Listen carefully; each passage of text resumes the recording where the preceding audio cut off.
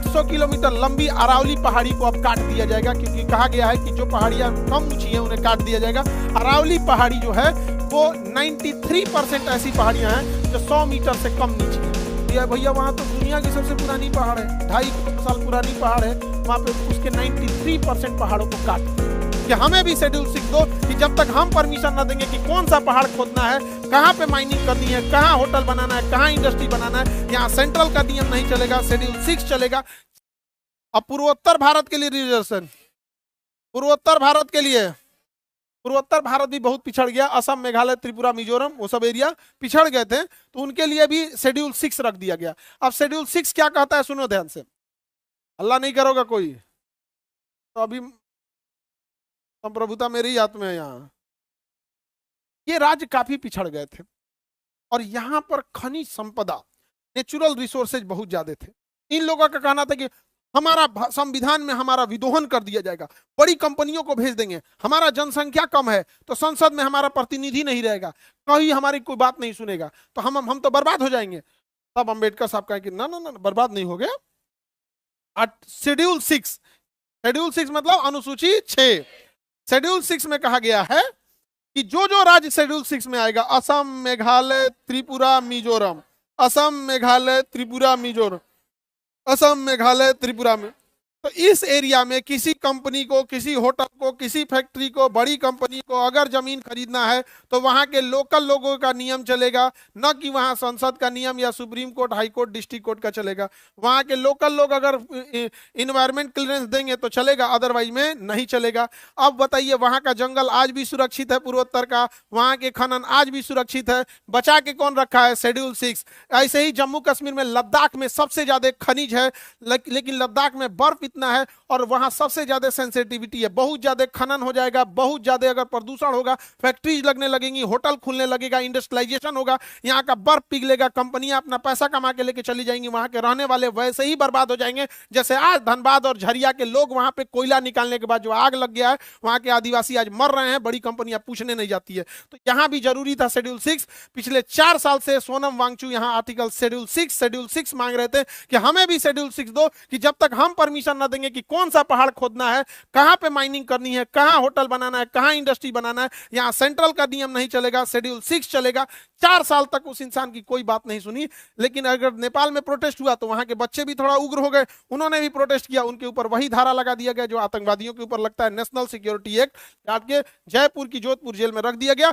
हम भीड़ तंत्र वाले लोग को कोई मतलब नहीं बना है कि वो इंसान इस देश के लिए क्या किया था। वो इंसान इस सेना को ठंड में रहने के लिए टेंट दिया था, जहां सेना का नेटवर्क नहीं चल रहा था, दुनिया में पहला वाईफाई बना के दिया, वाईफाई नहीं लाईफाई बना के दिया, इतनी ज्यादा इनोवेशन किया। उसके ऊपर 3 इडियट मूवी बनी है। 3 इडियट मूवी में जो वहां पर रणछोड़ दास छांचड़ बना होता है आमिर खान, वो कोई और नहीं, वो सोनम वांगचू है जो आज जेल में है इस भीड़ तंत्र में। समझ आ गया?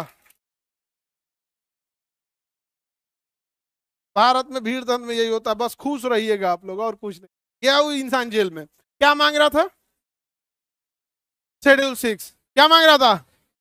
उसे आरोप लगाया गया कि देशद्रोही है, चाइना से मिला हुआ है, ये है वो है, एनएसए लगा, कहां चल गए, खत्म कहानी। क्या मांग रहे थे?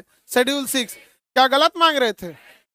आज देखिएगा बर्बाद हो गया। शेड्यूल 6 में न रहने का नतीजा देखिए, 800 किलोमीटर लंबी अरावली पहाड़ी को अब काट दिया जाएगा, क्योंकि कहा गया है कि जो पहाड़ियां कम ऊंची हैं उन्हें काट दिया जाएगा। अरावली पहाड़ी जो है वो 93% ऐसी पहाड़ियां हैं जो 100 मीटर से कम नीची हैं। संसद ने कहा है कि जो 100 मीटर से कम नीचे है, जो 100 मीटर से ऊंचाई कम है, 100 मीटर का मतलब होता है, आपका समझिए कि 3 मीटर का एक तल्ला होता है, 3 मीटर का एक तल्ला, यानी 30 तल्ले से नीचे जो पहाड़ होगा। तो यार भैया वहां तो दुनिया की सबसे पुरानी पहाड़ है, 2.5 करोड़ साल पुरानी पहाड़ है, वहां पे उसके 93% पहाड़ों को काट दिया, पहाड़ को काट दिया जाएगा, क्योंकि शेड्यूल 6 में नहीं है। अब वहां के लोकल लोग का चलेगा नहीं। अब इस थार मरुस्थल से उड़ने वाला बालू दिल्ली को बना देगा बालू का कटोरा, यहाँ सब ध्वस्त हो जाएगा। और यहां से उड़ने वाला बालू हिमालय पर्वत पे जाके जम जाएगा। हिमालय पर्वत पे जब जमेगा वह बालू, तो वहां पे वो गर्मी को सोख लेगा। अभी पर्वत पे बर्फ है, तो जो धूप आता है तो शीशे की तरह चमक के निकल जाता है, बर्फ कम पिघलती है। लेकिन बालू की जब एक लेयर आ जाएगी तो बालू बड़ी जल्दी गर्म होता है। भूजा भूजने के लिए बालू का यूज किया जाता है। जब उसके ऊपर बालू रहेगा तो बर्फ को तेजी से पिघलाएगा, यहाँ से बर्फ पिघलेगा, गंगा और यमुना में मिलेगा और वो अल्टीमेटली बिहार में आके बाढ़ लाएगी। लेकिन आर्टिकल शेड्यूल 6 नहीं है, हम लोग टुकु टुकुर मुंह देखेंगे। ज्योग्राफी डिसाइड आवर इकोनॉमी, समझ में आ गया कि नहीं आ गया? This is geography. समझ में आ रहा है? तुम नहीं एनी प्रॉब्लम? आप लोग को समझ में आता है? तो बताइए शेड्यूल 6 अच्छा है कि नहीं है?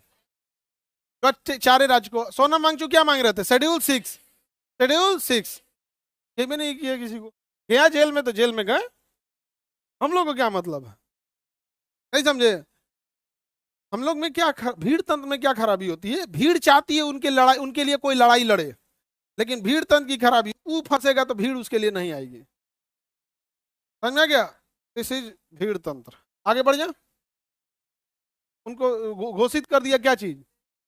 देशद्रोही। नहीं समझे? हम लोग भी ज्यादा बोलेंगे तो हम लोग को भी घोषित कर देगा। लेकिन फिर पब्लिक हम लोग से ही कहेगी, अगर हमको कहा जाएगा कि पाकिस्तान की बात करता तो पाकिस्तान वाला खुद आएगा, या भाई उस सबसे ज्यादा हम लोग को गरियाया है। हमरा तो घोषित नहीं कर सकते हैं और चाइनीज घोषित कर देंगे, चाइना का। एक यही प्लस पॉइंट है आदमी को। नहीं समझे? लेकिन ये चीजें सही नहीं। आगे बढ़े। अरावली पर्वत खत्म होने वाला है, पास हो गया विधेयक। पहाड़ कटेगा सब में बटेगा। आगे बढ़ते। पूर्वोत्तर समझ में आ गया? पूर्वोत्तर शेड्यूल 6 समझ में आ रहा है? बाबू अभी तो हम संविधान में प्रवेश भी नहीं किए हैं।